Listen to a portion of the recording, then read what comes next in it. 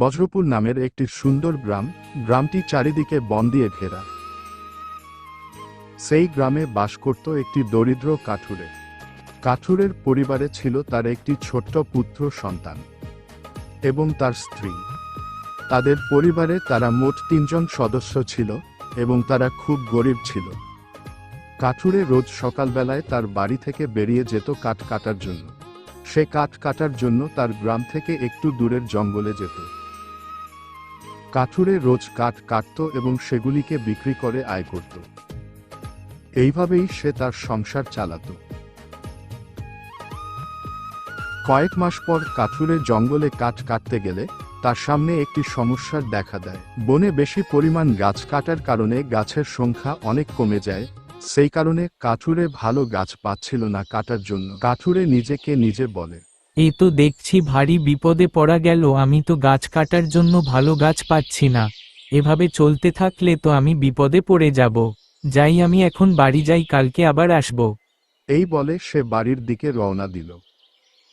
কাঠুরে পথে যেতে যেতে এক চাষি ভাইয়ের সাথে তার দেখা হলো। চাষি ভাই তাকে বলল, কি ভাইয়া, আজ মনে হচ্ছে কাঠ কাটতে যাওনি, এত তাড়াতাড়ি বাড়ি ফিরছ? আমি কাঠ কাটতে গিয়েছিলাম, কিন্তু বনে কোন ভালো গাছই দেখতে পেলাম না, তাই বাড়ি ফিরছি। ও তাই নাকি? শুনেছি অতিরিক্ত পরিমাণে গাছ কাটার কারণে জঙ্গলের বাইরে বেশি আর গাছ নেই, কিন্তু জঙ্গলের ভিতরে বলে অনেক গাছ আছে। আমিও এই কথা শুনেছি।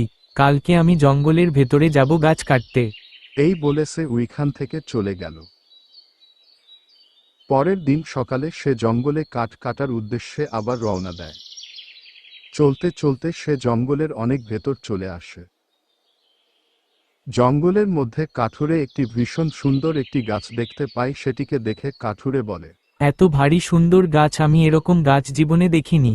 এটিকে বেচে আমি অনেক টাকা পাবো। কাঠুরে যখন তার কুড়ুল দিয়ে প্রথম কোফ কাছে মারে, তখন গাছটি জীবন্ত হয়ে ওঠে। সে ভয় পেয়ে গাছটির কাছ থেকে সরে আসে। গাছটি হঠাৎ কথা বলে ওঠে, আমাকে তুমি কেটো না, দয়া করে কেটো না। তুমি যদি আমাকে কেটে ফেলো তাহলে আমার ভীষণ কষ্ট হবে। তখন কাঠুরে বলে, আমি যদি তোমাকে না কাটি তাহলে আমার আজকে রোজগার হবে না, এবং এইভাবে চলতে থাকলে আমার পরিবার পথে বসবে। তখন গাছ তাকে বলে, তুমি যদি আমাকে না কাটো তাহলে আমি তোমাকে প্রচুর সোনা দেব। ওই সোনা দিয়ে তুমি অনেক ধনী হয়ে যাবে। তখন কাঠুরে গাছের কথায় রাজি হয়ে যায়। কথামতো গাছ তাকে অনেক সোনা দেয়। তোমাকে আমি কি বলে ধন্যবাদ জানাবো আমি বুঝতে পারছি না। আমি এই সোনা দিয়ে অনেক ধনী হয়ে যাব, এবং তোমার কথা আমি কাউকে বলবো না। এই বলে সে ওইখান থেকে চলে যায়। এই সোনা পেয়ে কাঠুরে অনেক বড়লোক হয়ে যায় এবং একটি পাকা বাড়ির নির্মাণ করে। কিন্তু কাঠুরের এই হঠাৎ করে বড়লোক হয়ে যাওয়ায় গ্রামে অনেকজন অনেক কথা বলতে থাকে। আমাদের গ্রামে যে কাঠুরে আছে সে হঠাৎ করে বড়লোক হয়ে গেছে, এই কথাটি আপনি শুনেছেন? হ্যাঁ, আমি শুনেছি। আমি এও শুনেছি যে জঙ্গলের মধ্যে একটি জাদু গাছ আছে, সেই জাদু গাছ সবাইকে বড়লোক করে দিতে পারে। ও তাই নাকি? আপনার ওই পথটি কি জানা আছে? তাহলে আমিও সেখানে যাওয়ার চেষ্টা করব। আমার ঠিক পথটি জানা নেই, কিন্তু আমি শুনেছি সেই গাছটি জঙ্গলের মাঝখানে আছে। তাহলে আজকেই আমি জঙ্গলের মাঝখানে ওই গাছটির কাছে যাব। এই বলে গ্রামের লোকটি সেখানে যাওয়ার উদ্দেশ্যে রওনা দেয়। দেখতে দেখতে লোকটি ওই গাছটির কাছে পৌঁছে যায় এবং গাছকে বলে, গাছ, আমাকে সোনা দাও, সোনা দাও। লোকটি এই কথাটি বারবার গাছকে বলতে থাকে, কিন্তু গাছ কোনো কথার উত্তর দেয় না।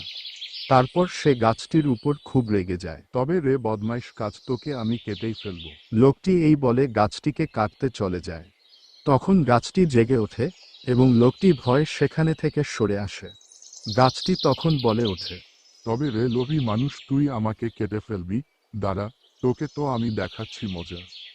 এই বলে গাছ তাকে একটি গাধা বানিয়ে দেয়।